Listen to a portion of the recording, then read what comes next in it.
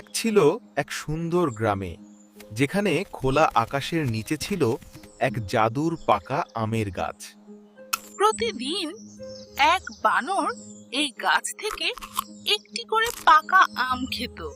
সে খুবই খুশি ছিল, কারণ সে জানতো প্রকৃতি তাকে ভালোবাসে।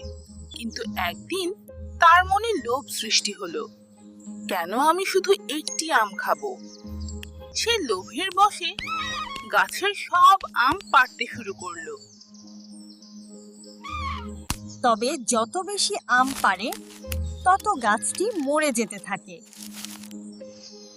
গাছটি আর আগের মতো ফল দেয় না। বানরটি বুঝতে পারে লোকসান হয়েছে। বানরটি বুঝতে পারে প্রকৃতিকে রক্ষা না করলে কিছুই থাকবে না। সে উপলব্ধি করে প্রকৃতির প্রতি তার দায়িত্ব। সে সিদ্ধান্ত নেয় গাছের যত্ন নেবে এবং প্রকৃতিকে রক্ষা করবে। ও, অবশেষে গাছটি আবার সবুজ হয়ে ওঠে এবং ফল দেয়। এবার সে জানল লাভ তখনই আসবে যখন প্রকৃতিকে রক্ষা করা হবে।